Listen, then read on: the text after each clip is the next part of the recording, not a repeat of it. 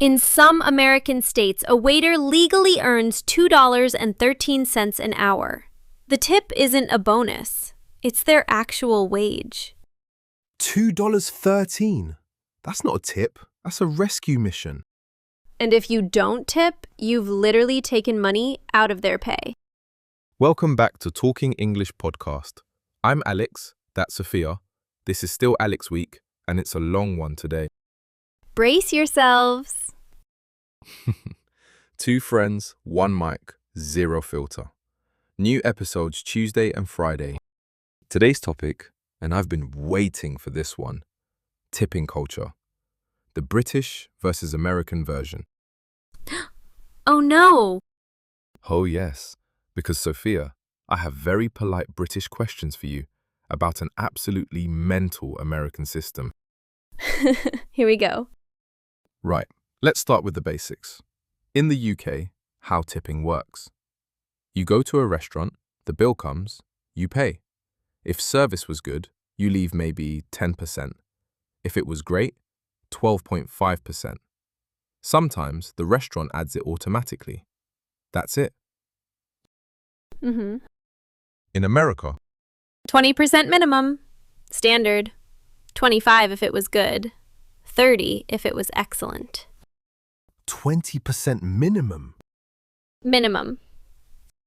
Sophia, the food costs me $25.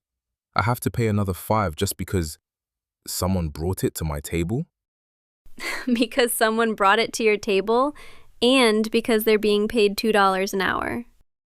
$2 an hour? In some U.S. states, the legal minimum for tipped workers is $2.13 per hour. Federal minimum.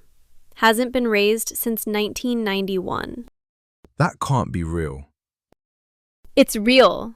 The whole system depends on tips making up the rest of their wages.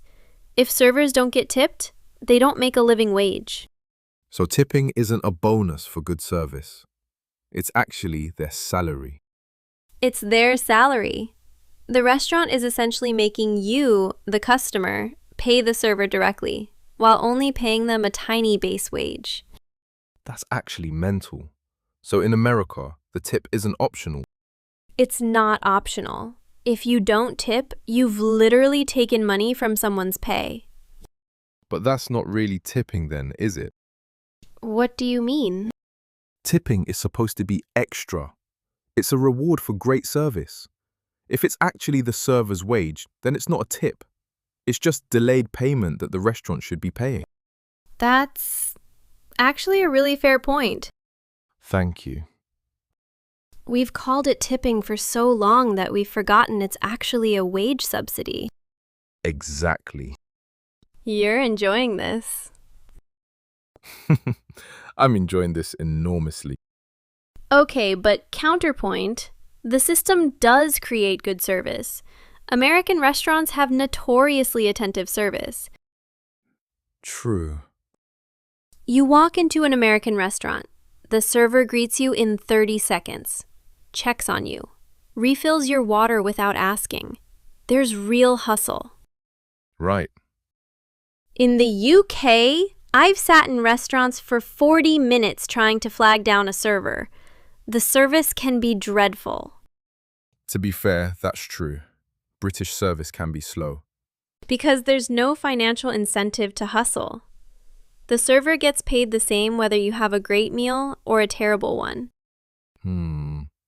So the tipping system, dark as it is, does create that famous American hospitality. Okay, but here's where I push back. Push? The friendliness in American restaurants is performance. It's fear-driven. Servers are scared of getting a bad tip, so they perform happiness. Yeah, that's fair. You're getting fake friendliness because someone is desperate to make rent. That's actually true. In the UK, the server isn't pretending to be your best friend, but they're also not desperate. They're just doing their job.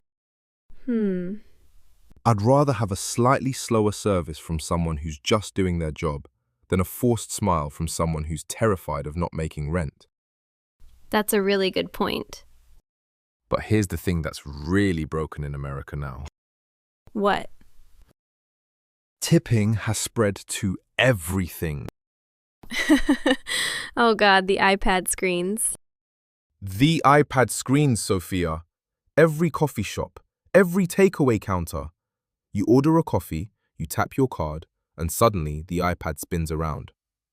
Would you like to leave a tip? 18%, 20%, 25%? I know.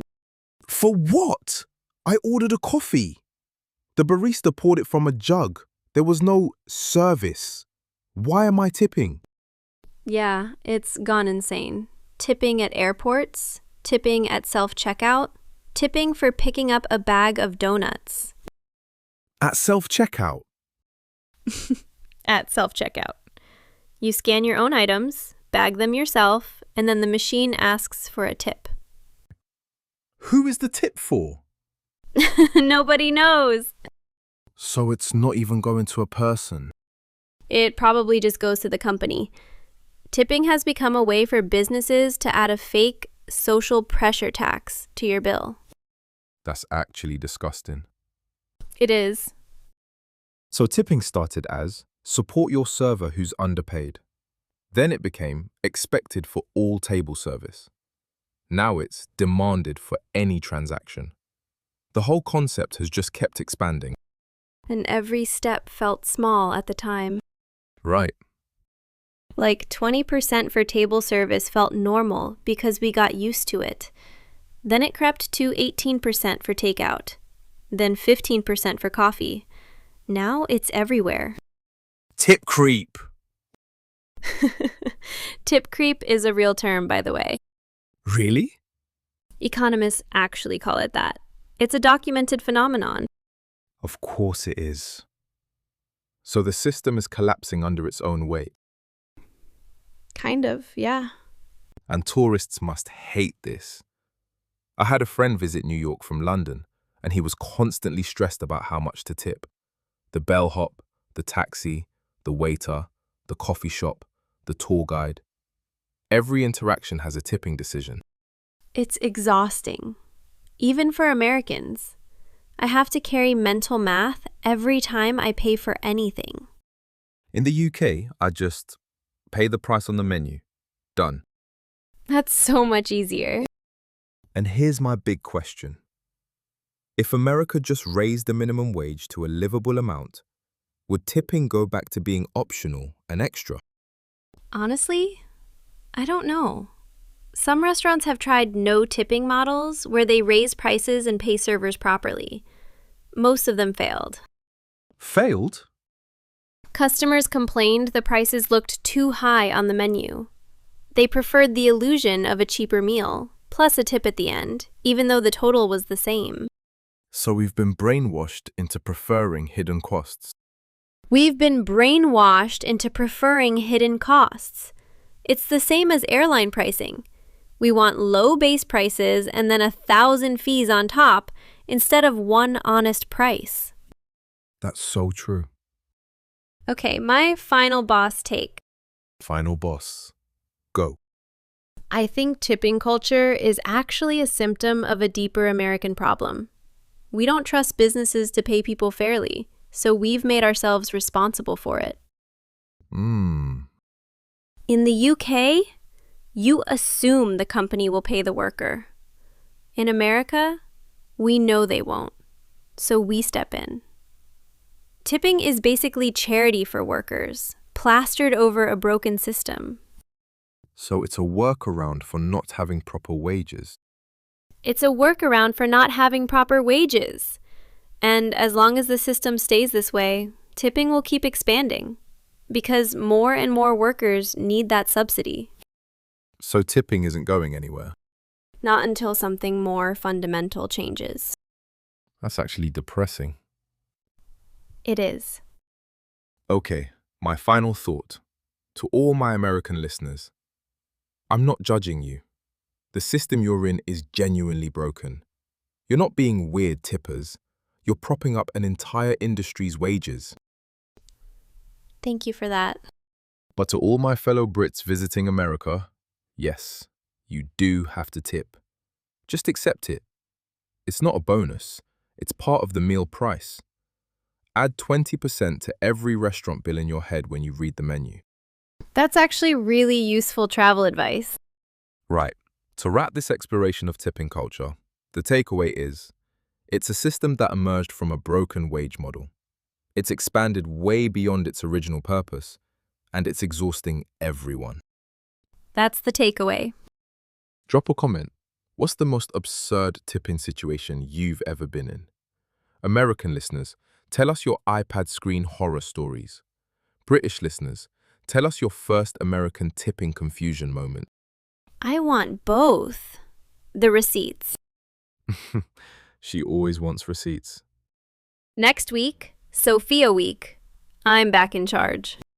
2 whole weeks of being a calmer co-host. I don't know how I'll cope. You'll be fine. Subscribe so you don't miss it. Cheers, everyone. Bye.